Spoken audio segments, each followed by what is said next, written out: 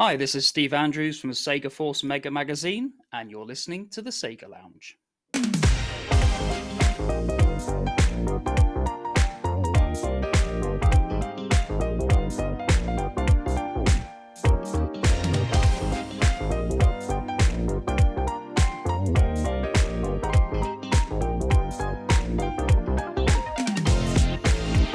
Welcome to the SEGA Lounge, where we celebrate our love for all things SEGA, including the games, the music, and the community.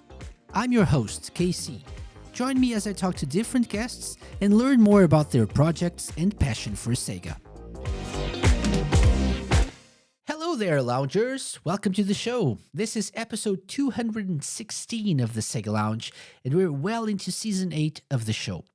We're also very close to celebrating our 10th anniversary. And to mark that occasion, we're putting out some new special merch for you to get your hands on if you so wish. Not only will you be getting cool stuff, but are also supporting the making of the podcast. So be sure to keep your eyes on thesegalounge.com/support in the coming weeks for more items that'll become available. Well then, shall we talk about this week's show?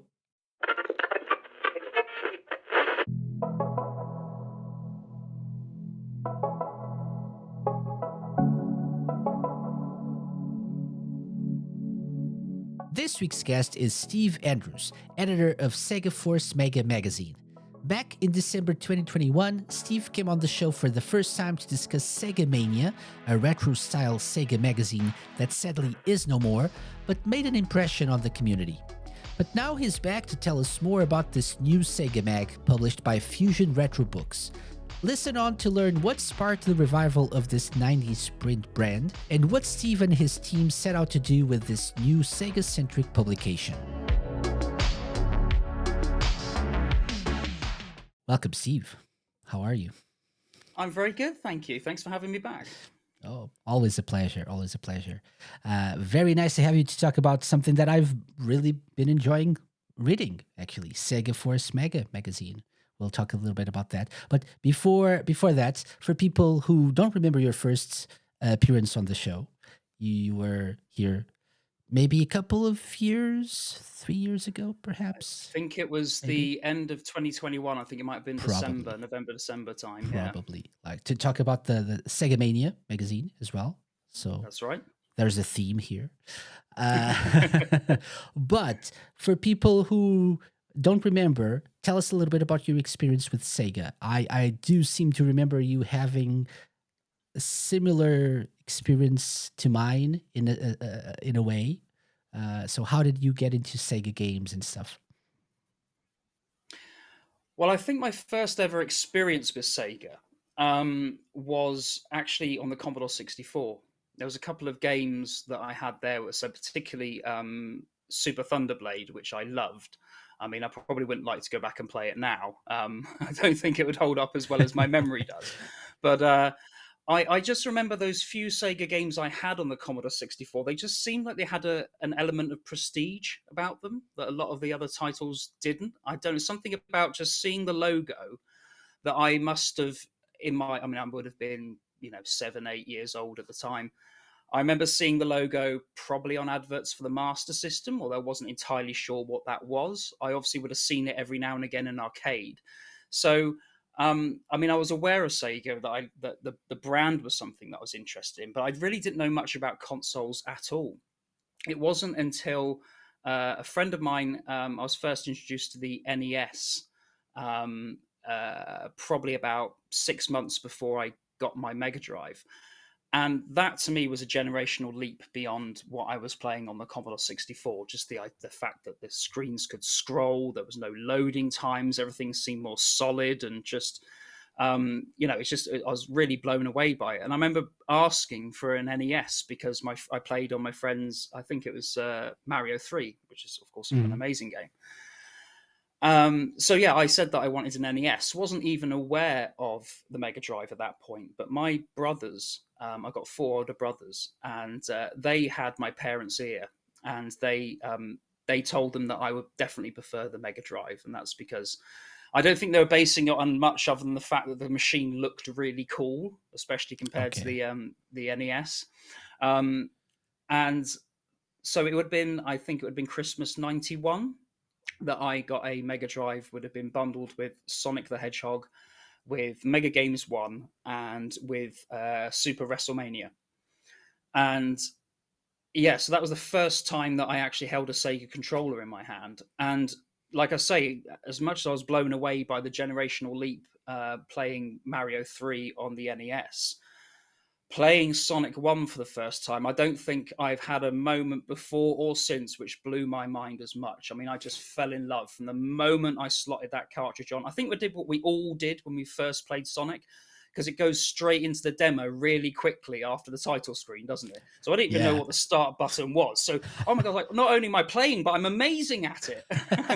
And then it stops and you realize, oh no, actually, that was the machine playing itself.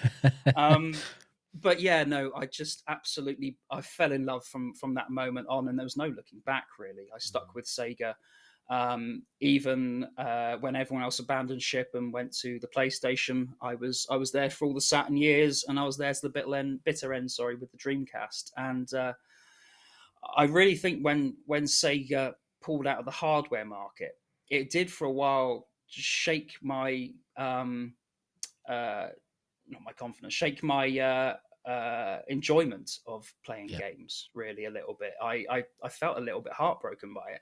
I did go to the Xbox because a lot of the Sega IPs I was interested in migrated across. And I Hmm. did fall in love with Halo, but other than playing that, really, it just kind of slowly tapered off for a good few years. And I've only really recently discovered my love of playing new games. Now I've got a daughter, and she's a gamer, so Okay. it's come back out the other end. But the golden age for me is most definitely 91 to 2001 or 2002 was it the Dreamcast died. But Yeah. yeah, so stayed staunchly Sega That's throughout. actually a good point. I now that you mention it, I'm thinking back to after the Dreamcast died, and I actually I bought a PlayStation 2 in 2002. It never Hmm. really quite felt like the same level of fun as playing on the Sega Yeah, console and Sega games.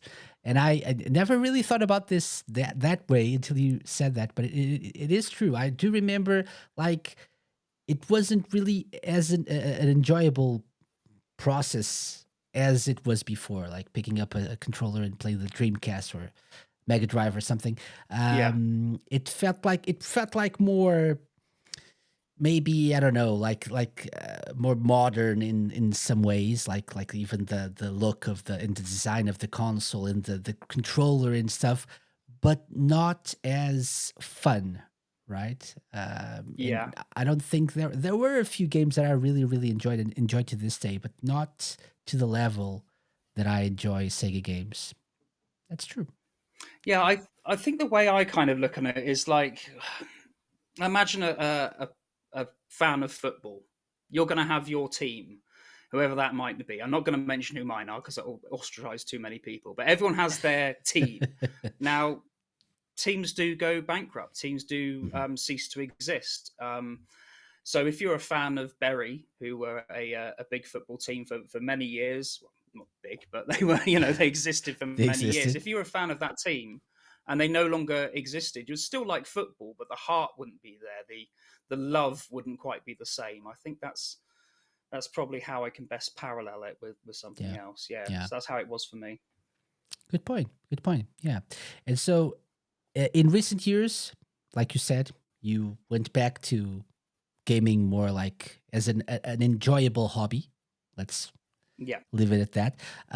What made you, apart from obviously sharing this hobby with your daughter, were there any specific games that made you want to, or made you feel that way a little bit more again? Or I don't know if I've ever felt like I've recaptured that joy de vivre from playing those early games ever again. I mean, I got massively into the Halo franchise, and I plowed a lot of hours into that. So I was always keeping my eye out for when the next game was coming. But Mhm. as anyone who's a fan of that series will tell you, it's a law of diminishing returns for the majority of that series as well. So I went a very long time without really ploughing my energy into any new IPs. In fact, it was the first game that I completed in a very, very long time was probably Grand Theft Auto 5, which I wasn't even on the hype train for that. I wasn't interested, to be honest with you. But then I saw everyone get excited about it on social media. And then I remember no one could find a copy on the day it released. And I just happened to walk into a Sainsbury's and there was one sat there. And I was like, yeah, okay, let's do it. And because it'd been so long since I played something, I was like, wow, okay, this is something that I could get involved with again. But I have to say, I mean, I do for the moments of like real enjoyment, they almost always hark back to the old stuff. Even with my daughter, I Mhm. mean, I love getting her involved with the old stuff. We just recently completed Toe Jam and Earl together, which was for me that was up there with my favorite gaming moments. Completing that game, which is rock solid, with my then 11-year-old daughter, stands up with my favorite moments of gaming. So I can't say that there's anything new per se. I mean, probably the thing that most sparked that feeling was the nostalgia trip, which was, I'm sure you're aware of it, Dreams of Saturn, the Shenmue fan Oh yeah, game by George for Kitchen. sure. Yeah. Oh my God, I stuck that in and I was profoundly touched by that. Just, I mean, it felt like not only a loving tribute and satire of Shenmue, but of Sega as a whole. Hmm. Um, and I found myself genuinely laughing out loud with it, almost tearing up at times, just the sheer emotional kind of impact of walking back through those streets again and seeing it all anew. So yeah, I mean, those moments do still exist, but they are almost always, with one foot in nostalgia. Hmm. Hmm. Okay, makes sense. Very good. So let's talk a little bit about Sega Force Mega, which is not a new brand, right? No, As I'm aware. We also had Faith on the show, Retro Faith yes. Johnson on the show a few weeks back, and she talked a little bit about this. But I'm actually curious because back when she came on the show, I hadn't received my copies yet. I ordered the two first copies, like bundled, and I don't Oh, think so the she did her job to sell it to you, did she? Excellent. We'll no, have to I give a actually bonus. had bought them already, but they didn't get here until like a couple of weeks later, and so I knew of the magazine, but I didn't really know what the magazine exactly was, and she showed me like, oh, it's really small. Is it so small? Yeah, I was expecting something different, but everything from the size to the content is really great. I think you guys did a great job with this, but so let's go back to that. So, how did you guys uh, get this project rolling, and why and why Sega Force Mega as well?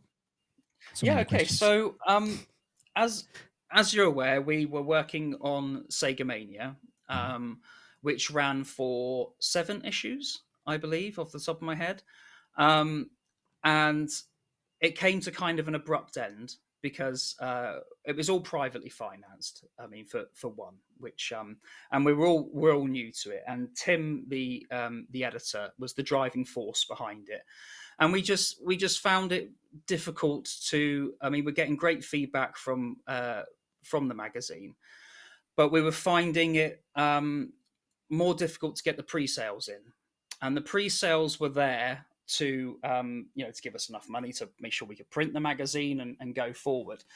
And we had no intention of stopping. Um, but then I think Tim kind of looked at it. I don't want to speak too much for him because obviously it's his business. But he kind of noticed the pre-orders weren't quite what he hoped they were, and then he also looked. There were a lot of people on subscriptions as well.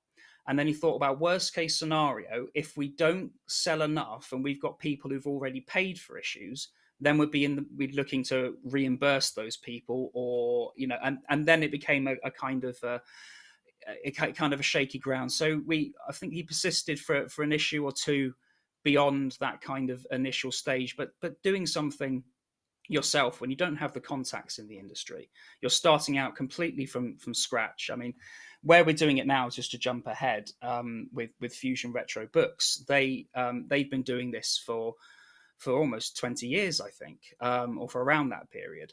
So they have all the contact. You can get the printing done for cheaper. They, all this kind of stuff which we couldn't do. So when Mania died, I think we all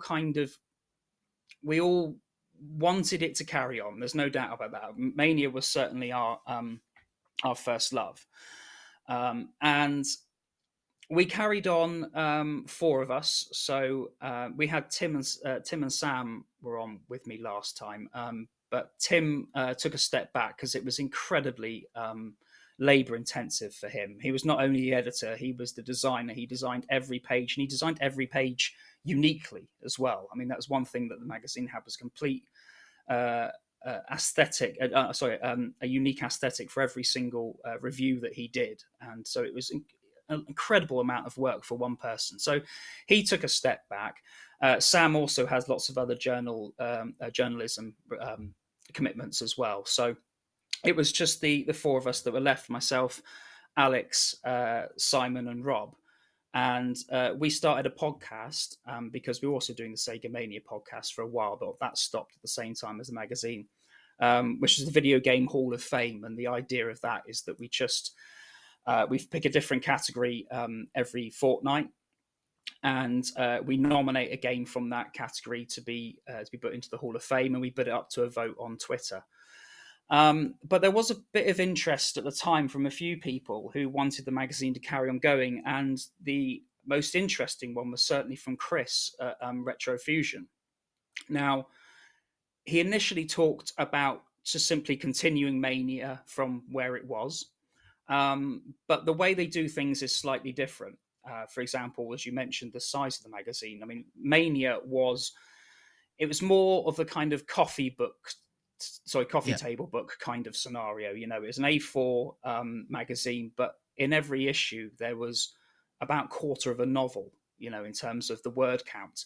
So every 4 issues, we basically put a novel out between us, which is quite a lot for someone to get through as well. And I think Chris probably acknowledged that his putting it in a smaller form in A5 makes it easier for people to get through. See, I think one of the things that maybe went against us with Mania is sheer the volume of the content that was in there. Mm-hmm. If you've got a magazine and you haven't got through it, you're probably not going to feel inclined to go out and buy the next issue. You actually think, oh, I haven't finished the one I've got. I'm still reading it. Makes sense. So having it shorter form in that respect certainly means that people get through it quicker and then think, oh, where's the next one? So yeah, Chris had a few suggestions about how to do things differently, and we obviously listened to him because he knows what he's talking about, and we're all, we were all just starting out doing this stuff. And then we kind of thought, well, if we're going to do some of these things and change some of these things, it doesn't feel like Mania. It feels like a different magazine. So even though it's the same writers in there, we just thought, right, well, if we're going to change things up, let's things up properly. And then he, out of nowhere, mentioned that he had the IP for SEGA Force Mega, which was a magazine that I used to pick up from W.H. Smith's as a kid. And I was like, well, you kept that one under your hat, didn't you? It's like, well, why don't we just use that then? And not only that, but also we get to have the joy of being able to say that we now work on a magazine that we read back in the 90s. Yeah. So we relaunched it. We sat on it for a little while. We got it together very slowly, the first issue, partly because we were all everyone had gone off to commit to other things. So it took a while to pull everyone together again. But also we were finding our feet. I was certainly finding my feet as an editor because I wasn't. Tim was the editor for Sega Mania. And then we had it ready, and then Sega dropped on that announcement on the world, which was, I think it was beginning of December or maybe the end of November, which was the new IPs that were being released. Yeah, absolutely. Yeah, the Game Awards. So Jet Set Radio, Streets of Rage, Shinobi, Golden Axe, and Crazy Taxi, all new IPs, and they also promising to return to the Dreamcast. It just felt like that now's the time to do it. So we quickly reshuffled. There wasn't much to be done. We just changed the news to more current events, obviously covering the Game Awards announcement. And I think the only other thing was we had a preview for Sonic Superstars at the back, which had just been released. So we changed that into a review, and then we Okay. got it out there immediately. So it kind of came out of nowhere for a lot of people. Um, so yeah, so that's how we got to where we are now, and we're now currently on issue 2, working towards issue 3. Okay. Sounds good. Sounds good. So you're the editor of this new magazine, right? Allegedly, yeah. Allegedly. Okay. For legal reasons. Let's go with that. Yeah. Okay. um, what would you say is the purpose of this? So what did you set out to do when you decided let's go with Sega Force Mega? And what's different to the besides the size and the amount of content in there? What differs between this and Sega Mania, and what did you actually set out to do when you started this? What's the end goal, so to speak? Well, I think whenever you're doing anything creative at all, I think you have to think about what if you're writing, think about what you would like to read. If you're a musician, what would you like to listen to? What is not out there that you would like to? I think you can, if you try to think too much about writing for other people, you can kind of get bogged down too much with what other people expect or want. Obviously, you have to have a be conscious of those things, but ultimately, it is something that I would want to read if I wasn't part of it. I think is my philosophy, and I think that's I can't speak for everyone else, but I think they kind of fall on board with that same kind of notion.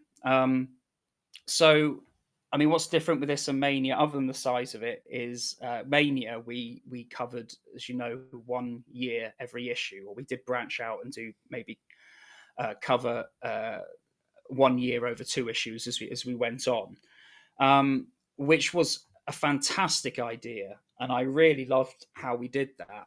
And I, as a Sega fan, would have loved to read that. Absolutely, I would have been on board from. Well, I was on board from issue 1, issue 2. I didn't get involved until issue 3 when I badgered Tim relentlessly to give me a try. And there's a lesson in that, people. If you want something, just keep badgering away. Unless it's a woman and she says no, of course that's different. But if you're trying to get a job, just be a pain in that person's backside until it's easier for them to just go, oh, just write something and we'll see. Now, while I say that, we have got a full writing staff, so please don't badger me too much because we've only got so many pages to fill. So what's your email again? What's your email address again? I'm afraid it's top secret Where do you live again? So how we've done it differently is we just cover everything Sega from the very beginning until right now. So the difference is obviously with that you don't have as much space to dedicate to each individual thing, but I do think what we had with Mania, as wonderful as that idea was, I think it hurts some of the more casual readers because there were some people there who just got into the Saturn and they wanted, they're waiting for that to happen, or some people are just interested in the Dreamcast, and those people who are only interested in the Mega Drive might drop off when we get beyond that era. So in terms of a business sense, it might have hurt us a little bit. I mean, I'm no analyst, but it did feel with the amount of people who were saying, "Oh, we're just holding off. We'll buy it when you get to this era. We'll buy it when you get to that year." So now we get to cover a bit of everything, and we're playing around with the idea of what we should do because we've obviously only got so much to play with. The second issue was kind of themed. It was themed around those 5 games which were announced at the Games Awards. But we won't do a theme with every issue. I think the plan currently will do themes for certain issues, so maybe for Halloween or Christmas, or we may do it based around one developer. Like I think I'd quite like to tackle Treasure, particularly on the Mega Drive. Okay, yeah, good idea. But there also, we will do these kind of themed issues, but there will also just be issues where we just write about whatever the hell we want. And as long as it's my job basically to find out with the guys what they want to do and make sure we got a nice cross section of different things. So first of all, I want to make sure that they're happy doing what they're doing. We're doing this for the joy of it. First of all, no one's going to get rich off of this. So everyone has to be happy with what they're doing. I don't want anyone to be doing something that they're not really interested in. But there's enough of us and enough interest in various different things that between us all we can cover the whole spectrum. So when I'm sorting that out on one hand, on the other hand, we're trying to balance the mag with not just the hardware, as in, make sure we're not weighted too heavily towards one or the other. I think if we left everyone to their own devices, the magazine would almost be 50% Mega Drive, just because of the makeup of the people on it. Um, so yeah, it's also balancing different genres Yeah. and Yeah. the different types of articles. Sometimes I always say if we're just writing about a game that is a curiosity in of itself, and you haven't got a lot of really interesting stuff to say about it, it's just the concept of the game, the fact that this game exists that's funny, we won't dedicate as much space to it. So in issue 2, we had Dan Ibbotson, aka DJ Slopes from YouTube, join us. Been a big fan of his content for a long time. Always really well researched, and he's always seemed like such an affable guy as well, which he is. And so he, for the second issue, covered Gone Be No I'm Sorry, which is the arcade game, based around the cheating president's or prime minister of Japan on his wife or something like that ridiculous game. But it's just the game itself that is funny. So it was a shorter article. Whereas if you've got a lot more to say about it, if there's a lot more interesting facts that while you're researching this game that you think that most people won't know, then we'll dedicate a bit more space. But it's a constant play. I mean, if we were all left to our own devices, considering the amount of content that we created for Sega Mania, the magazine would be bulging every month. We could probably release one a month if there's the appetite for it, because there's just so Yeah. much that we can do. So yes, it's a constant balancing act between those things. And of course, as much as I say we won't write a magazine that we ourselves would enjoy, it is also for the readers. It's for those people as well. We want to make sure that no one sees a magazine and goes, "Oh, there's nothing in that that's for me." There should be enough as a bit of something for everyone. And if you're a proper Sega fan, you love everything, then Yeah. cover to cover, you should love it. But there should, even if you're just a more casual fan who likes this era or that genre, there should hopefully be something in it for you every issue as well. Yeah, that's actually a good point. I was looking at both of the issues, and even if the second one has that theme of the 5 franchises that Sega are picking back up again, you do have a lot of different content. You have that arcade game. I urge everyone to read about it. By the way, even the story behind the song, the theme song. That's interesting. Not going to mention here, but yeah, read it. Yeah, and what a strong start from Dan, can I just say, for his very first article. I mean, he didn't hold back, so fair play to him. He really got involved in the spirit of the magazine. Yeah, for sure. But then you talk about those 5 IPs, but then you go into Sega Saturn, Japan exclusives. You talk about Phantasy Star Online. You talk about Sonic Advance as well, which is a very interesting article about a game that, for some people, myself included, was the first Sonic game or Sega game that they played on a non-Sega console. Yeah. For me, it was Sonic Advance. So I loved reading about this. You have the reboots that you'd like to see as well. You always have a top 10, right? So at least I think so. In the 2 issues, you had 2 top 10s, right? We certainly have for the first 2 issues. I mean, that's one balancing act that we made going forward. That is one that's easy to drop if we feel that there's something we really want to. So, say for example, if we did do the treasure games, in order to dedicate enough space to them, then we may consider dropping it for an issue here or there. I think the only thing that was definitely be a consistent throughout each magazine is to have all the mainline hardware systems in the West covered. Okay. So we may not do the SG 1000 every issue, but it'll come and go here and there. We may not do the add-ons every issue, but it will come here and there. We haven't covered the 32X at all yet, so that's a good one to tap into. and Alex, who does the What Sega Did Next, Yeah. because I think that's a really interesting story. So that's basically the story from when Sega left the hardware business, what happened next. So Mhm.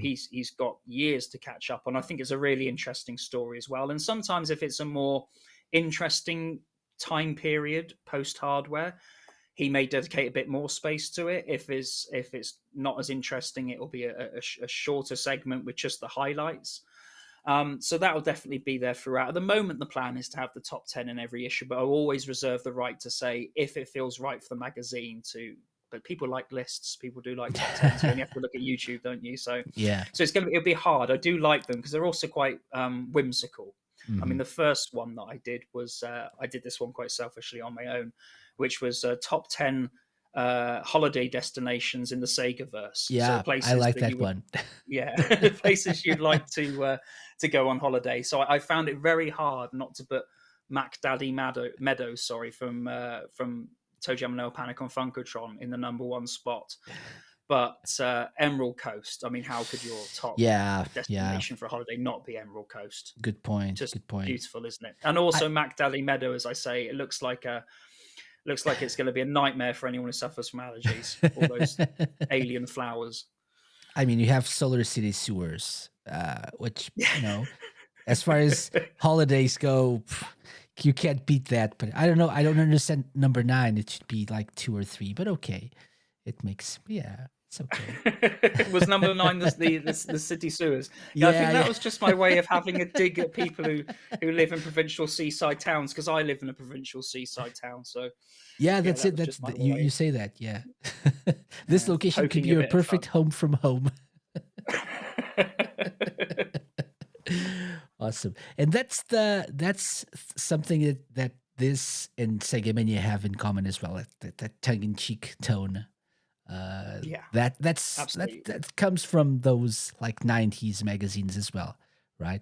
100%. Yeah, that's exactly where we stole the tone completely from there because I remember picking up those magazines at 12, 13 years old, reading them, and it was the kind of thing that I thought, well, my parents probably wouldn't like it if they read it. You know, Yeah, yeah, yeah, it, yeah. it's slightly risky humor. It's slightly on the edge, and it was like almost like a laddie kind of magazine, but without the toxicity. There's something that you might find in later years in Loaded or Nuts magazine, and obviously minus people not wearing clothes.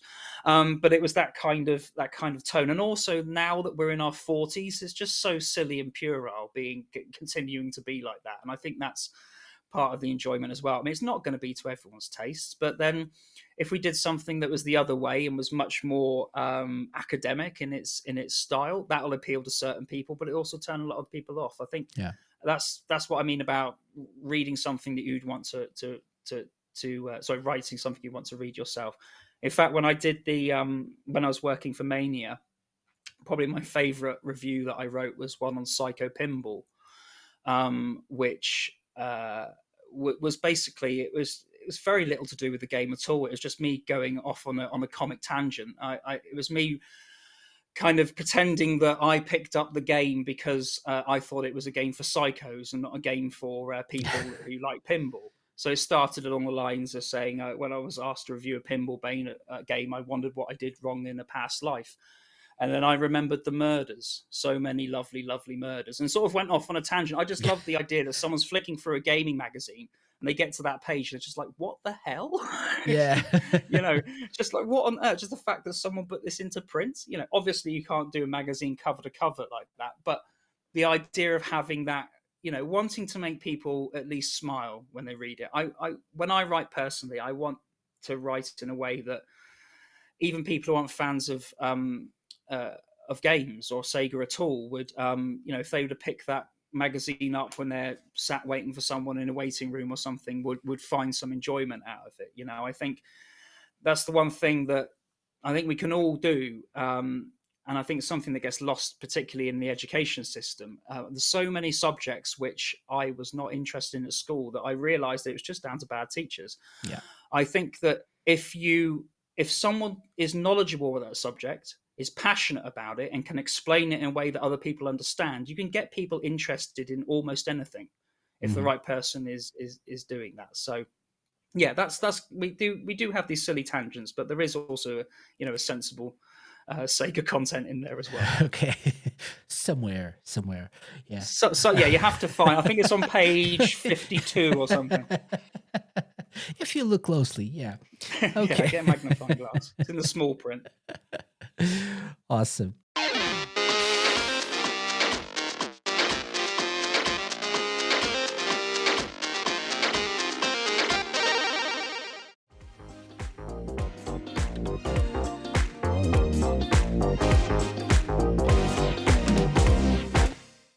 Okay, so let's take a quick break from the magazine.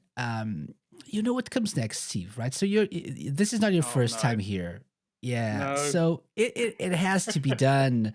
I thought about, no, he's been here before. Let's just give him a break. No, let's not. No, you're not that kind of person, are you, I'm not that Casey? kind of person. So it's No. it's time for the SEGA Lounge challenge. Now that you know our guests, it's time to put them to the test. It's the moment we've waited for and the moment they dread. Welcome to your doom. I mean, welcome to the SEGA Lounge Challenge.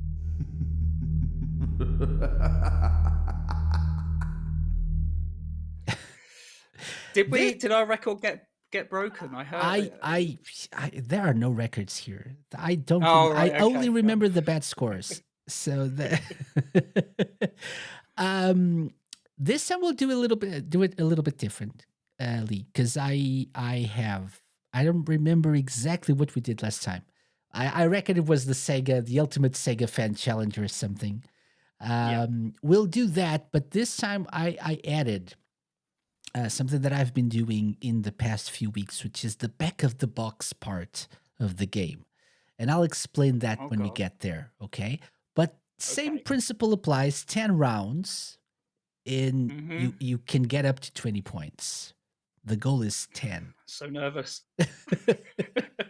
Don't be. If we failed miserably last time, I would have been okay with it, but because we did quite well, yeah, okay. Okay, I think you'll do fine. So the I first don't know what you're basing round, that on. the first round is a question, and it's up to you. You can pick between an easy question or a hard question. 1 point for an easy question, 2 points for a hard one. So it's up to you. Oh, that's a hard question. All right, okay, but at least it's multiple choice. Because we did well last time, I feel that I'd be chickening out if I didn't go for hard, but I feel like I might regret it. Let's go. You might. Let's see. Okay. Okay. Let's go with this. This is a hard question.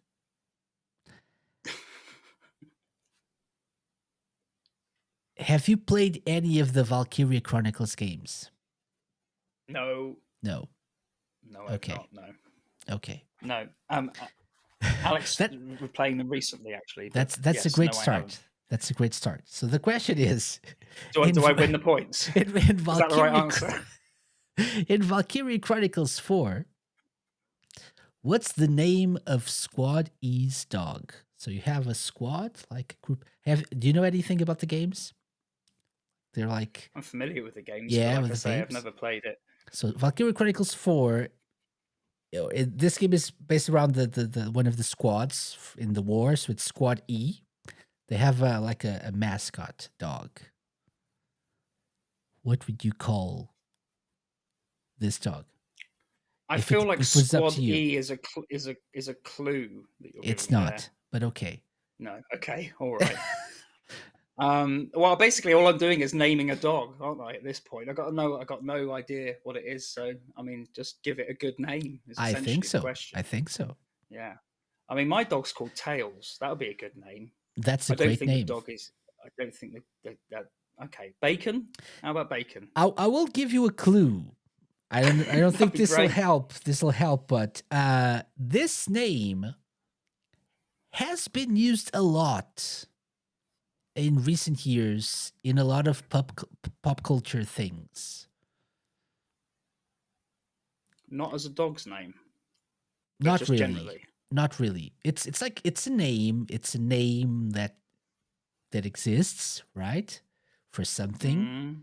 Mm. It's yeah, but it's been used recently in recent years for some things.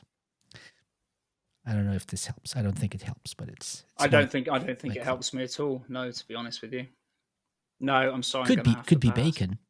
Could be bacon. Yeah, it could be, but it's not, is it? Yeah. Otherwise, you would have told me that. I mean, that was a wild stab in the dark. Let's be perfectly honest. So is that I your mean, I'm not answer, really. bacon? um, I mean, dog meat. Dog meat. Dog Final meat. answer. There was swear there was a dog called Dog Meat in a game, but I can't remember what game it was. Was that a GTA possibly? I'm going to lock in Dog Meat as my final answer, Casey. Dog meat is the final answer. And dog meat is incredibly, surprisingly incorrect. Oh, what? It is. Who would That have is a thought shock. it? Yeah. The name Yeah. is Ragnarok, Oh my goodness. which Okay. has been used a lot, like in God of Yeah. War Ragnarok, Thor Ragnarok. Yeah. Okay. I mean, I wouldn't have got that, but No, this was a really hard one. Okay, no worries, no worries. Let's keep going. Let's keep going with round number 2, right? okay. Round number 2 is a song. So you probably Okay. remember from last time, we have a 10-second long Yeah. clip. 1 point for the game, 1 point for the song or where it plays in the game or what it is. Okay? Okay. Let's take a listen. I think these are not difficult. Let's take a listen. First one.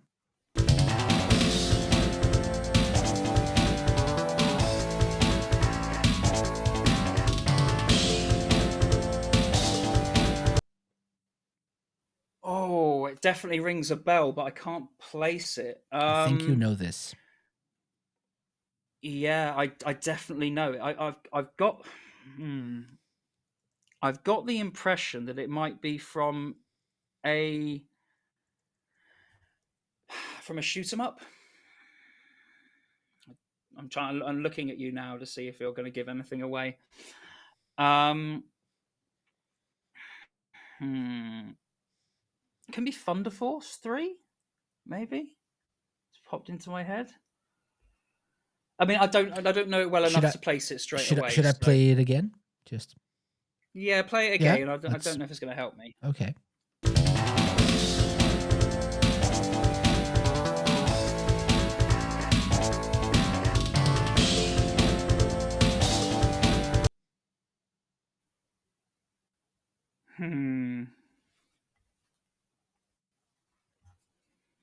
I definitely feel that it's a shoot 'em up. I'm almost certain of that, but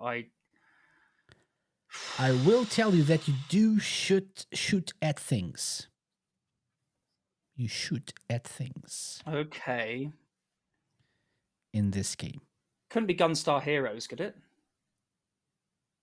I'm gonna go for Gunstar Heroes. Gunstar Heroes. Any clue as to where this plays in the game or anything? Well, no, I'll go for I'm going to go for character select screen. Okay. So I'm going to lock in Gunstar Heroes, the character select screen. I will tell you that it's not the character select screen, so nope. No points for that. No points for that. Is it Gunstar Heroes, though? No, it's not. It's not. It's Afterburner. Afterburner. Afterburner, yeah, like the rock song. It's a Final Takeoff was the name of the song from Afterburner. Yeah, you know what? I was only playing it probably about 5 days ago as well, so that is shocking. I was playing the 32X version only a few days ago. Okay. Awful. Okay, so let's go with round 3. We need some points. We need to score quickly. So let's go with question 3, easy or hard? Maybe easy?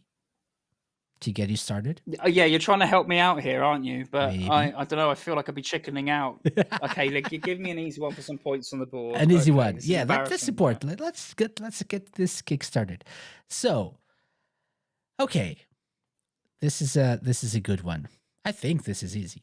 What is the name of the duo of extraterrestrial rappers who end up crash landing on Earth and going in search of their ship's missing pieces? A I duo think that'd of be a Mr. extraterrestrial Toe Jam rappers. and a Mr. Earl. That's obviously Toe Jam and Earl. That's my favorite game of all time. If I got that wrong, I would be rather embarrassed. Yes, so Toe Jam and Earl. Final answer. You sound sure of yourself. Well, unless I misheard the question. Do you want to repeat the question for me just to make sure? It is. Two aliens crash That's land on Earth? it. That's okay, it. thank God yeah. for that. Okay. I'm just here to help, obviously. Yes. No, you're not. 1 point. Good job. Good job. Okay. Let's go with another song, Steve. Mhm. Okay. So pay attention.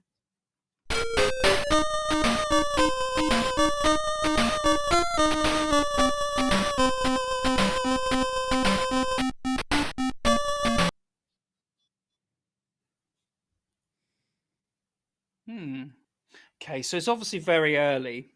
I mean, my first thought was Flickies, but I don't think it is. It's very close to the Flickies sound. It does see. I mean, other games of that era, nothing is leaping out to me. So maybe, I mean, I think Flickies had the same song almost throughout it, or maybe it did change on level 2. I'm gonna be brave, and I'm gonna say level 2 in Flickies, because I'm sure once you got to a certain point, you then went to a different screen with a different color background, and I'm going to hope that it had different music. I'm going to go for Flickies level 2. Flickies level 2. Yeah. That was like an immediate answer. So Well, it's going to be painful either way. So it's like I can either rip the band-aid off really slowly, or I can just whip it off, and we can just bundle through this segment, and I can take my wooden spoon and we'll move on and pretend it didn't happen. So we want to move on, right? So no. No. This was Swimming from Alex Kidd in Miracle World. Alex Kidd was in my head, but I could no. I've never been able to place where it was. That would have only been a guess as well. Like Damn that you. when you go underwater. Yeah. That's the song. See, I've got a confession to make. I never liked Alex Kidd. Was never a fan of it. I mean, Yeah. I didn't even start playing it until years and years after I got into Sega. So I was going back. I never experienced it at the time. Yeah, me neither. But he was a bit of a mascot, one of the big weird ears. Have you played the no Sonic, was it? the remastered version, the DX version? No, I haven't. Yeah, it's I just as haven't, hard. no. Just as hard. Just looks a little bit better. But it's a good game. Yeah. It's a good. Some people swear by it, but Yeah. it's just not one that's But ever it's been decent. for me. Okay.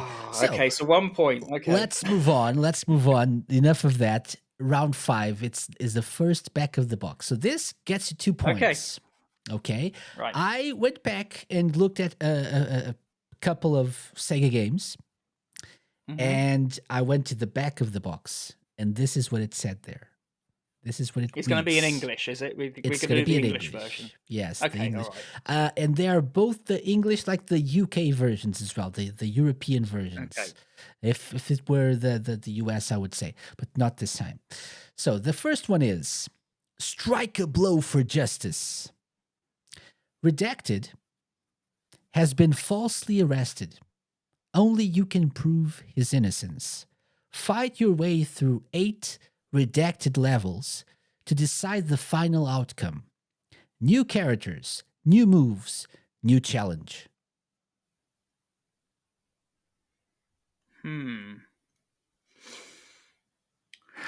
Any So, hints here? Did you get any hints from the description? what my first things that I popped into my head were maybe something like Striker or eSWAT. I mean, I don't remember anything about someone being falsely accused or whatever the quote was. But then these stories always had something wasn't anything to do with the actual gameplay, didn't they? So Yeah. that There's the bit at the end that maybe can give you a little hint. New characters, new moves, new challenge. new characters, new move, new chance. So it's not going to be either of those things, is it? Because there's no new characters in. There's no like eSWAT or sorry, the Striker is just of itself.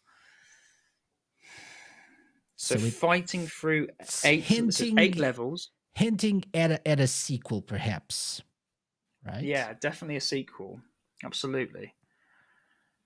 I'm struggling to think what would. So It sounds to me strike a like blow for justice.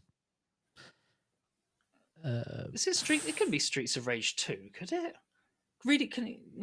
I mean, that seems like a bit too much of an obvious choice. Can you read it again to me, please, Yeah, Casey? strike a blow for justice. Redacted has been falsely arrested. Only you can prove his innocence. Fight your way through 8 redacted levels to decide the final outcome. New characters, new moves, new challenge. Okay. Now I think the Streets of Rage games all had 8 levels, so and it is a fighting game. I honestly don't remember anything about this sort of someone being falsely accused. No, I okay. Well, there's 2 things here. So I'm going to because of the 8 levels, and that's Streets of Rage staple to my memory.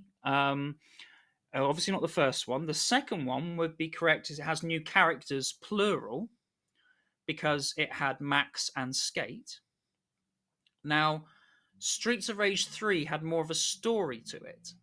So therefore, that would make sense with the so and so has been falsely accused, and also there was that ridiculous plot of them being replaced by robots, wasn't there? So that would make sense in the context of being falsely accused. If someone was, had a robot version of themselves out there doing crimes, that would make sense. But the thing that makes me not think it's Streets of Rage 3 is the new playable characters, plural, because there's only one new playable character, I believe, which was Zan. I suppose unless you count the unlockable kangaroo or Ash if you're in another area. So possibly they're counting the unlockable characters. So yeah, I'm going to take a punt and I'm going to say Streets of Rage 3. This was a roller coaster. All of this from the very beginning.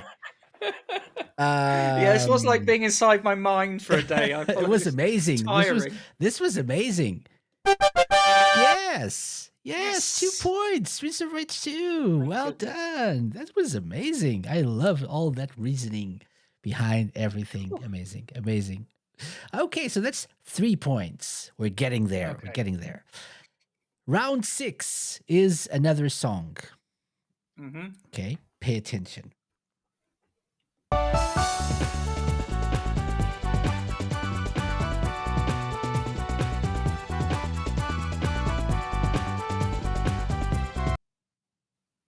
Okay, it's certainly Knights. There's no 2 ways about that. It's Spring Garden. No, it's oh my god, Splash Garden and Spring something. They're both the first levels. Spring Valley. Spring Valley. Thank you.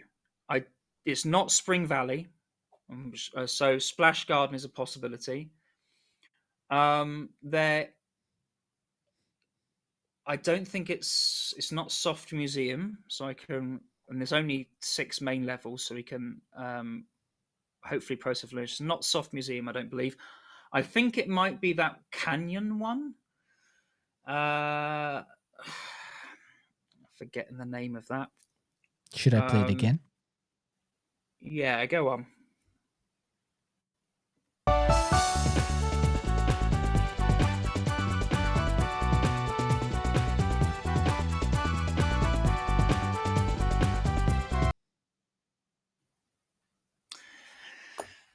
Yeah, I'm okay. I definitely know it's not Spring Valley, and now I'm leaning towards Splash Garden again. And I could almost picture it on any of them. I don't think it's the snow level, which had, I think, a few more bells kind of in it, or maybe that was just the bell from the train that ran around the tracks. That probably my least favorite level was that canyon one. And I'm getting no. I'm going to go for Splash Garden of Nights. So Nights into Dreams, Yep. Splash Garden. Mm-hmm. It is Nights. 1 point. Is it Splash Garden? Yes. I don't know. I'm not saying it is. I'm asking, is it? Oh man! Wait, man, I thought, wait. oh, it's too late. You got to give me the points now, regardless. I'm sorry. It is. It is. Yes, it is. Yes, it thank is God. Splash Garden. 2 points. What a roller Yes. coaster. Yeah. What a roller coaster. I Amazing. don't need to lie down after this. 5 points. See? Just like that. Halfway there. Just like that. In 2 rounds. Okay. Back to questions, though. Question 7. Easy or hard? We're on a roll. Let's go hard. Okay. Okay.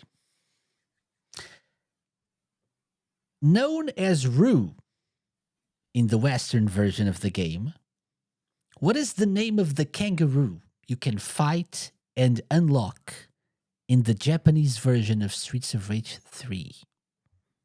Since we're talking about Streets of Rage 3, right? So he's known as Rue the kangaroo, original. But in Japan, what's its name?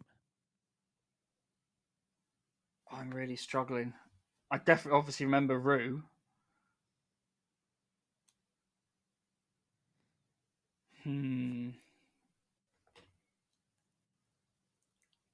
My instincts is like, is it just something like Kanga?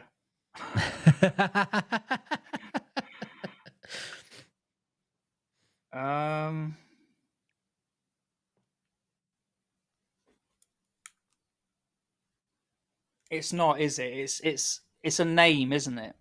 It's a name, yeah. It's a name, not a like. Not that it makes much sense, but it is a name. I mean, I don't know. Maybe this makes sense in Japanese.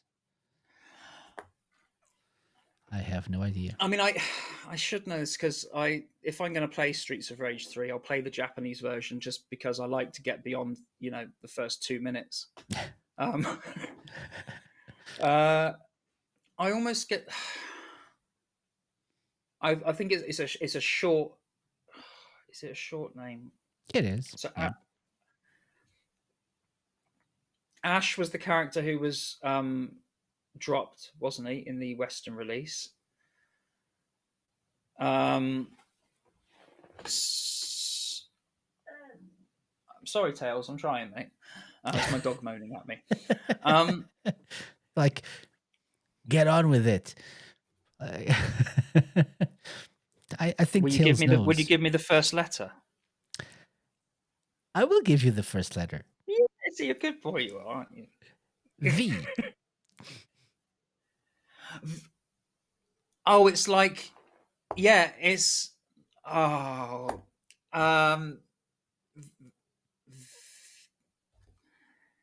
it's not Vinny, something like Vinny. It's not Vicky.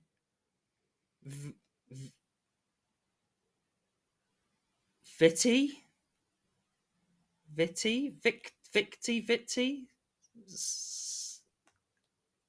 gonna say Vitty. Vitty, I'm gonna say. I am very confused right now. So what's the answer? Go for Vinti. Vinti. Is it Vinti? Is that your answer? Yeah, Vinti. Vinti. Is that your final answer? That's my yeah. Why not? So your final answer is Vinti. Vinti. Vinti. It's like Vinty or something. Yeah. Yeah. Or IE. Vinti. We'll go Y. Right? You said Y, Vinti. so we'll go Y. Yeah. You got the answers in front of you. I don't know why I'm. Of course. It's not. Oh. But it is. But it is one that you said. Victy with a C. Victy.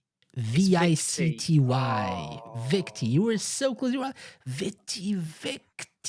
Yeah. Oh, surely that's worth a point. I'll give you the point if you get to the end with 9 points. I'll give you an extra one for this. Oh, okay. All right. But you'll have to work for it until then.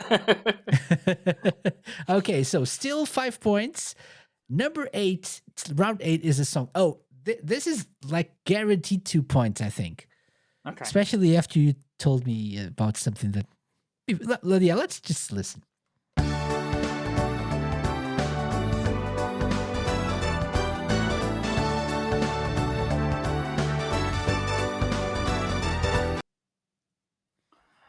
Well, if I was going to buy some food for my cat, I would probably have to head to the tomato store in De Buita Street. Shenmue, tomato store music. I mean, yeah, of course. 2 points. Thank you. 2 points. Good job. After you told me about Dreams of Saturn, I knew, oh, he's going to get that one. Yeah.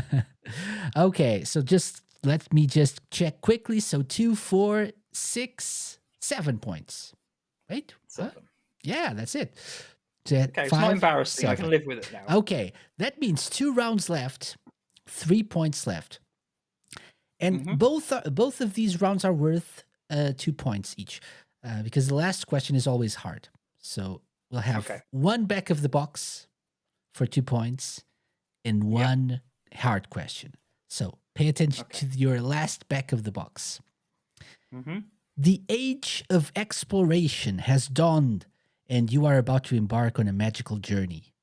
A voyage of discovery across the vast redacted, in search of treasures untold. And where there is treasure, there will be redacted. With over 6 vast lands to navigate, magnificent redacted, a host of weapons and magic spells to be discovered, and unique internet functions to aid your quest. Redacted is the most immense gaming experience ever created. Okay, It's so long. I was way off when I was initially I was thinking, is it something like Megalomania or Populous or one of those things? But you said internet access, didn't you? So that obviously we're going to the Dreamcast era straight away. I didn't mishear that, did I? You did say it's got online features of some kind. Yeah. Unique internet functions to aid your quest. So I'm going to read it again. The age of exploration has dawned, and you are about to embark on a magical journey, a voyage of discovery across the vast redacted, in search of treasures untold, and where there is treasure, there will be redacted. With over 6 vast lands to navigate, magnificent redacted, a host of weapons and magic spells to be discovered, and unique internet functions to aid your quest, redacted is the most immense gaming experience ever created. Wow. Okay. Just read me the internet segment again, just so I could. So with over 6 vast lands to navigate, magnificent redacted, a host of weapons and magic spells to be discovered, and unique internet functions to aid your quest, redacted is the most immense gaming experience ever created. So, yeah, for a moment, it's not going to be Phantasy Star Online, because that would be more than internet blah blah to aid your quest or whatever. I mean, that was so. I'm kind of thinking now. This is a gaping hole in my Sega knowledge, because I think it might be a game that I haven't played. The game I think it may be is Skies of Arcadia, and the reason I haven't played that, is epic as it is, and everyone raves about it, is because I like the idea of still having one absolute gem on the Dreamcast that I haven't discovered yet. You Okay. know, I've got the ability to play it. I like the idea that it's just one amazing game to really get to grips with. But so because I don't know it, I can't say that it is that game. But then What I've made you think struggled to think. of that? I don't. I'm just trying to think of. I don't know what it was particularly about it. So, like I say, I don't know the game that Mhm. well. Obviously, I know the aesthetics of it. I know a bit of stuff you do, but do they change weapon? Well, then again, with Skies of Arcadia, I think it would have probably said more about the flying ships. You know, I think they might have made more of that. There were redacted Um, parts of this, by the way. So yeah, I would have probably redacted that. yeah. I Just mean, what other saying. ones were? I I never got massively into RPGs. Yeah. And in that time, just because it becomes a being time poor issue, getting really stuck into an RPG. I like to pick up things Mhm. and play them, and if I'm plowing too many hours into it, I mean, I'm still plowing hours into the Shenmue. God's sake, all these years later. Um, so without anything that really, I mean, what other ones were there? Grandia, Fantasy Star, obviously that we know. Don't Um, overthink it. yeah, I'm gonna go with Skies. Okay. Oh, thank God for Yes. that. Yes. So I'm going to read the unredacted version, which I didn't do for the first one. But the age of exploration has dawned, and you are about to embark on a magical journey, a voyage of discovery across the vast skies of Arcadia, in search of treasures untold. And where there is treasure, there will be air pirates. With over 6 vast lands to navigate, magnificent ships to fly and customize, right? A host of weapons, blah, blah, internet functions. Skies of Arcadia is the most immense gaming experience ever created. Wow, I Good job. finally got it from the unredacted version. I would have been an utter moron, wouldn't I? But okay, Well great. done. Well done. 2 Phew. points. And that means we're only 1 point away from the 10 that we need. Oh, so you're going to give me that one from earlier? Maybe. Let's see what happens in the next one. Next one. Last question. Last question is a hard question, always. Okay. Okay. And so we're going to go into my long list of hard questions. Why do I have more hard questions than easy? What does that Because say you're an about evil me? man, I believe that might be the answer. Yeah, what does that say about me? Maybe that's it. Okay. I like this question. I ask this question a lot. In the promotional material for which game did Sega claim that RPG has changed? So the initial thought would have to be Shenmue.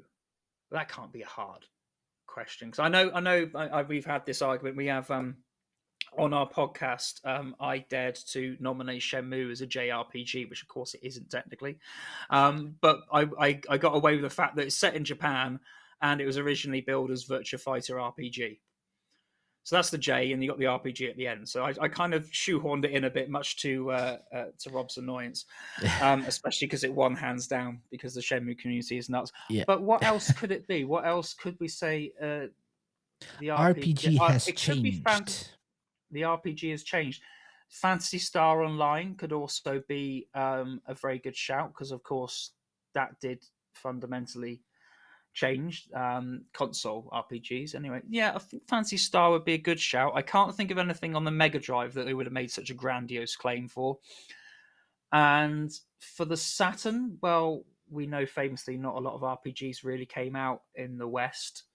I don't remember any such claim for the likes of Panzer Dragoon Saga. So I'm going to go Fantasy. Overall, like not thinking about a specific console. Think about like the promotion of that game and which one would have this bold claim of we have changed RPG with this.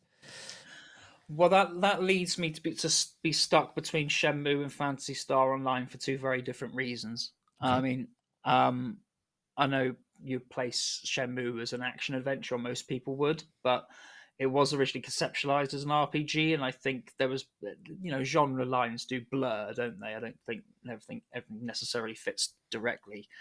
I think, and It also the does fact have that it's RPG elements in it as well. yeah. I'm going to go for Shenmue because, of course, they advertised it as the first free game, full Reactive Eyes Entertainment, wasn't it?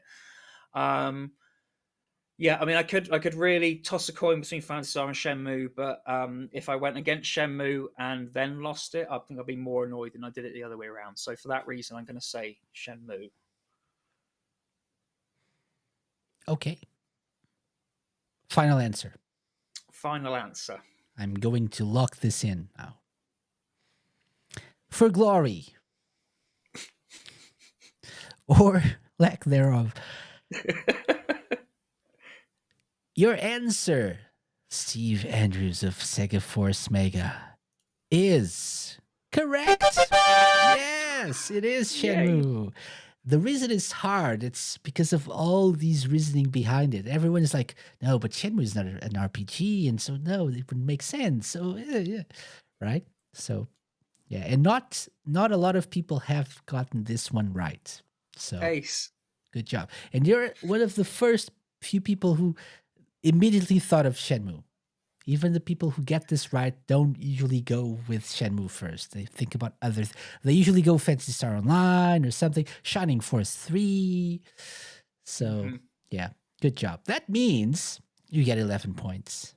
So no need for that Yeah, well, extra 12 really, because you're point. you're chucking the extra one in for being nice. I remember you saying earlier. It's You on don't need video, it. everyone. It's been You don't need recorded. it. You don't need it. And you get the official Sega Lounge seal of approval. Well done. Good job. Very good. Thank you. Good job. Thank you. Thank you. This was a roller coaster. Yeah. I'm sweating. I'm sweating here. If yeah, feels like playing Halo Infinite online. I'm absolutely drenched here. Amazing job. Yeah, you earned your stripes here as the editor of Sega Force Mega. So before I let you go, Steve, and it's been a lot of fun having you on the show again. What can we expect from the next issue? If you can tell us anything. Yeah, absolutely, I can. So Rob, who did the dive into the history of Shenmue, is going to do the same thing for Golden Axe, because we couldn't devote the space that we wanted to or needed to do it properly in the one issue of doing both of them at the same time. So we're going to do he's going to do Golden Axe. We obviously covered the 8 bits, the RPGs in what I did in issue 2. So he's going to be taking a deep look at the history of Golden Axe and the stuff that hasn't already been covered. Simon has done a wonderful piece on Metropolis Street Racer, which absolutely fantastic game for the Dreamcast. Love it. We've also what we got doing at the moment. We've got a lot of people working on a lot of different stuff at the same time. So there's certain things that we'd like to do that may appear in the next issue, but they may not appear to the issue after or the one after that. So one of the guys, David, has come up with a great idea of sort of picking one of his favorite games and then trying to interview the developers of that game. And finding out what the games that influenced them were and what have you. And I don't want to give too much away because it's a really nice idea that he's had. We'll obviously be carrying on with what Sega did next. Alex is doing that, and he's will certainly be looking at the Yakuza games. Sorry, now Like a Dragon, Like a isn't it? dragon, exactly. Yeah. Yeah, wonderful Shenmue reference in the last one. Yeah. Yeah. And yes, so well, I don't know for definite which issue you're going because it's always, like I say, about balancing. Mhm. I would quite like to include a little bit on football games for the Saturn because I think Okay. there's a couple of real hidden gems on there. I probably ploughed more hours into Sega Worldwide Soccer than I have almost anything else, along with maybe Toe Jam and Earl and Halo CE. Those are probably the 3 games I've played the most. And World League Soccer as well, done by Silicon Dreams, who then got the IP of Sega World by Soccer to do it for the Dreamcast, which wasn't as good. But so Mm. I'd love to do that. But then also, David and Alex would like to do a piece on Saturn shoot 'em ups, which will certainly go in. If not again this issue, possibly the one after. I've literally got a whole list of an A4 page of various things that people are working on. Have I got it here with me? I think I have. So we've got we're obviously going to be covering homebrew games Hmm. as we go on, but I might quite like to go back to some of the earlier. I quite like to do Streets of Rage remake, which Okay. has kind of fallen out of public consciousness a bit, probably because Streets of Rage 4 came out and people fans of the series had somewhere else. But that was back at a time when Sega sort of shot it down and didn't allow it, and years since then they've relaxed, which is good, great for the community. Um, but yeah, I only started playing that recently because I didn't have a PC to game on till very recently. I still don't actually technically. I'm just stealing my daughter's, but that's tricky. That's been you and me. So I quite like to do not necessarily always the current indie homebrew scene, but also some of the classics that need revisiting as well. Hmm. Hmm. I think David liked to look at Toy Commander for the Dreamcast. We Nice. want to do some stuff um, uh, which covers different eras as well, so not necessarily focusing on individual games. We've got now Dan Ibbotson, aka DJ Slope, is now a full-time member of the team. He's going to be taking his eye to sort of the weird and wonderful. We're going to give him more free. He didn't have free reign last time because the magazine was almost ready to go. So I just said, "Have you got anything for the arcade section?" He's like, "Got just the thing." So now this time we're giving him full reign. So he's bound to come up with. If you're familiar with his content, he's always be able to pull these things out of the information out of his hat that people haven't seemingly known before. So his will be quite interesting. But Hmm. yeah, and other than that, hopefully a return of all the normal things that seem to be gathering interest. So hope with the top tens as well. We if we got room, we'll squeeze that in. We're just going to pack it as much as we can every single issue. Basically, is our thing. Awesome. And also, just to say quickly, I just want to say thank you to everyone who's supported us because it honestly means a great deal to us that you guys are out there and are interested in it, picking up the mag. We've also had some really amazing feedback, people leaving reviews on the Fusion website where the magazine is sold from. And we even had someone email in from Ohio, I think it was the other day, just saying he's picked up both issues, read them cover to cover several times, and is loving it and loving the English humor and all that kind of stuff. And I don't have an easy way to get back to a lot of these people because it's not my website they're ordering on, and it's not my email address they're emailing. We have got we are on Twitter. The page is only say if you search Sega Force Mega, we are there, but we've only just set the page up, so Hmm. we do need more people to interact with us there. It'd be nice because then we can have more hands-on interaction. But yeah, I just really want to say all those reviews, all those nice comments, all the emails, it really makes the world of difference to us guys. It's so heartening, and it's nice to know that people are reading it and enjoying it. So Yeah, thank for you to sure. everyone, including yourself, of course. Yeah. No, thank you. Thank you for the content. Really nice. And it's really nice that we can actually pick this up and you know browse through the pages of with good quality content. Really nice, nicely made, quality printing as well. It's nice that we can get a project of this caliber available so easily right now. So $4.99 per issue, at least for now, right? Yeah, In pounds. 2 issues are out as at the time of recording this, but obviously, if someone's listening to this later on, uh, look into the show notes. There will be like links for everything. So check it out. See if there are more issues available. I'm sure there will be. What's the they're plan? all So is coming. it one every month or No, at the moment we're doing it one every 2 months. 2 months? Okay. And we don't try to say specifically it's going to come out on this day, because of course it's not like it's the old days where it's arriving in WH Smiths and newsagents around the world. We have to post them out to you, and Mhm. Mhm. we're relying on, so we don't want to say it's coming out on this day, because then people start looking at their watch going, why isn't it arrived? And the Yeah. postal service can be all over the place, as we know. Some people get it seemingly the next day after it's posted, some people get it a week later or whatever. But yeah, the at the moment it's so it's 6 issues a year. We're doing it every other month.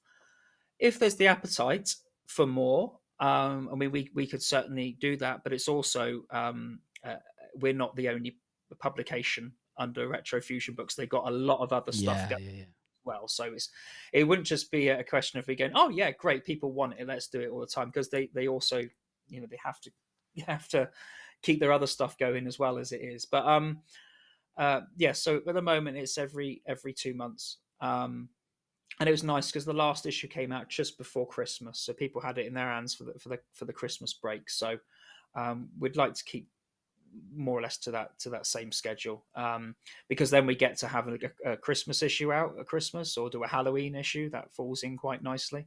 And also, Mhm. if I do these football games, it'll fall in quite nicely with the Euros Yeah. Yeah. that are coming up. So yeah. So if you go to retrofusionbooks.com, you'll find us there, or if you search Sega Force Mega just in Google, we should pop up there as well. Yeah. Awesome. And again, look into the show notes. We'll leave the links there as well for easy access. I usually ask that blast processing question, but you did let that last time. So I'm going to ask you a different question this time. Okay. You guys wrote about all those new like remakes or whatever that Sega are doing with these IPs. Which of these has you more excited? Out of the like Shinobi, Streets of Rage, Crazy Taxi, Jets of Radio. I think all of them have got merit. I mean, let's face it, Shinobi was a IP I wasn't really that interested in when it was around. It wasn't my go-to, but it looks really good. It looks really interesting the way that they've. I don't know if it's real footage they're showing. I imagine it's mocked up, being this early in development, but I think that looks really interesting. Golden Axe could go either way. I think I might enjoy that more than I did even the original games. But for me, Streets of Rage was one of my favorite games of all time. The first two, particularly. Excuse me, and I did really like the direction they went in with number 4. So I'll be interested in that. But I think the scope that's there with Crazy Taxi is really interesting, because when I first played Grand Theft Auto 3, I thought this seems to me like Crazy Taxi in a more drab world, but you can actually hit people. Let's face it, that's what we all did with Crazy Taxi. It's like, can you hit these people? Like, there's a nasty thing in the back of all our game players' minds. When you get hold of a controller, we become sociopaths. But it would be interesting to see if Crazy Taxi can kind of fill that gap in the market to be almost like a child-friendly GTA kind of game. It almost looks like it could be. I mean, you think that gap in the market was once filled by Simpsons, the hit and run Hit and game. run, yeah. Yeah, which has obviously been begging for a remaster for a very long time now. But there doesn't appear to be anything that fills that void. So there's a potential, I think, the Crazy Taxi game could be. It's not the one I'm necessarily looking forward to the most, but it's the one I'm most interested to see how it turns out, because it could just be a straightforward Crazy Taxi game. But the fact that it's going to be on consoles, and people these days expect a lot more from console gaming than they did. You don't want the a direct port of arcade games. You expect more to it. So it's interesting to know how they're going to expand that out into a full game, and they promise all to be AAA games. So that's the one that I think has the potential to surprise us the most. So that's really what I'm looking forward to that, I think, the most. Of course, the problem is with the other one, Streets of Rage, I love it so much. It could also, if it doesn't meet expectations, it could be a disappointment. Whereas Crazy Taxi, I don't know. So yeah, I think Crazy Taxi, I think, definitely the one that I will be keeping the eye out for most. Okay, yeah, definitely. I think I agree with you. This is the one that's got me more. It surprised me the most, first of all, because look into all the catalog of all the IPs that Sega has, and that are dormant.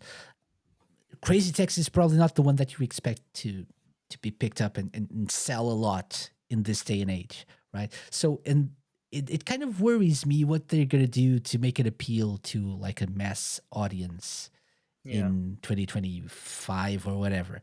Um, I think it's gonna turn out to be like more of a game as a service thing with Yeah, I think that's all our microtransactions and fears, stuff, isn't it? or like a battle royale thing with like Mm-hmm. 100 taxis or whatever. I don't know, which could be fun. Which could be fun. But I don't know. But it's surprising that they went with that specific series. Shinobi is the one that I'm less worried about because I think if it turns out that it's Lizard Cube who are working on it, as it looks like clearly, I think it's in safe hands.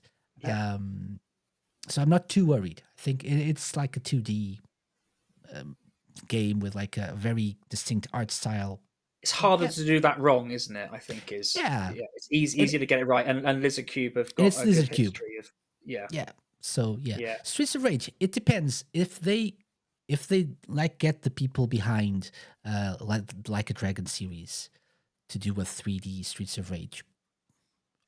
Obviously, yeah. it will be amazing, but I'm not sure if that's what they're going with. They get RGG Studio behind that with a 3D, like take the Dragon engine or whatever they use these days for, or they used to use for the action Yakuza games. Pick that up, refresh it a little bit, give it the Streets of Rage treatment. Should be okay, but I'm not sure. Would be great. Yeah, I'm not yeah. Of sure. course, the thing is with such a beloved IP, there's more jeopardy when Yeah, when yeah, approaching it. I suppose it's true with all of them to a degree, but yeah. yeah, yeah. And then of course we haven't even spoken about Jet Set Radio, which uh, I Concerns me suppose a one of the lot. reasons why I'm not so crazy about that one is not because I don't think the games are fantastic. It's probably because how well Jet Set Radio stands up even today. It almost sometimes I play it, it feels like a modern game, and maybe that's just because I Yeah. don't play enough modern games. But it does feel so fresh and contemporary that Hmm. it almost you almost feel like it doesn't need that much of an upgrade. Yeah, You know, yeah, I but agree. And I'd yeah, rather not stress too much about that because every time I read anything about it and see that they're thinking of adding like microtransactions or something, maybe let's not think about that for now. Let's see what happens and then we'll talk. yeah, yeah. Yeah, but Worry I about it when it agree. happens. Yeah. I agree. It's a great game in 2024 as it is, and so is the sequel. I don't know if you played the sequel. On the Fate Future. Xbox, Yeah. yeah. I mean, I haven't played it as much as the Dreamcast original, but Mhm. yeah, yeah, great game as well. Yeah. It's amazing, in fact, that that's where the series stopped. Just seems just seems crazy and pointless. But that's Sega, isn't it? Sega does Have these you things. tried Bomb Rush Cyberpunk? No, no, I No, you haven't. should. It's like a Jet Set Radio 3, if you will. Okay. Yeah. Yeah. They really did a great job with Oh, that. It's like it's proof that it released last year, so it's proof that you can do a good quality Jet Set Radio esque game in this day and age and have an audience as well. yeah. Great critical reception. People loved it. So why doesn't Sega do the same? Yeah, they're frustrating at times, aren't they? Yeah. But no, that's great. I'll check it out. Thank you. Yeah, definitely. Okay, so Steve, thank you very much for coming. Always a pleasure to chat to you. All the best for Sega Force Mega, and let us know when you're gonna have to come back for another challenge to celebrate like the first anniversary or Yeah, something of the yeah. magazine or Can I bring something. backup with me next time? Next time we'll do. No, Yeah. thank you very much for inviting me on again. It's been brilliant. No, always a pleasure and all the best. And thank you for the content. This is a great magazine. Really enjoy it. Well, we'll keep churning out as long as people are out there who want to read it. So yeah, thanks for picking up a copy. Excellent. Thank you.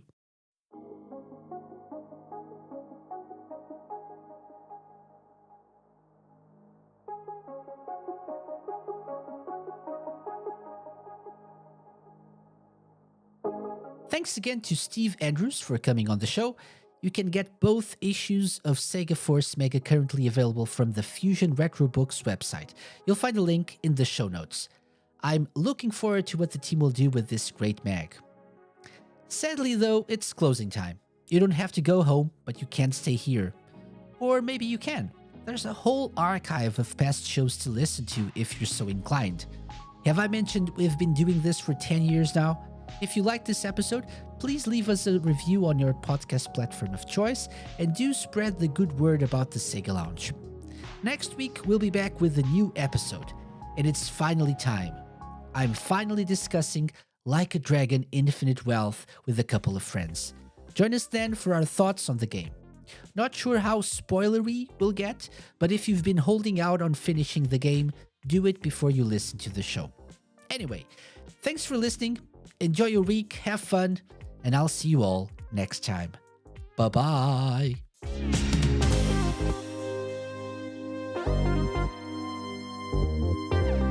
The SEGA Lounge, hosted by me, KC, and part of Radio Sega's network of live shows and podcasts.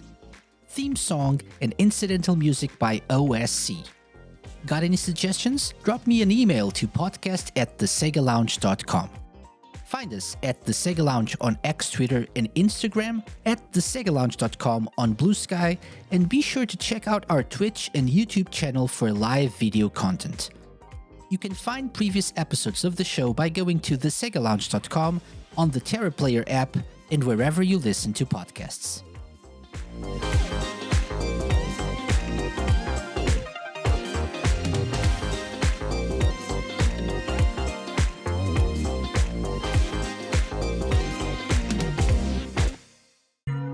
A Mixed On Productions podcast.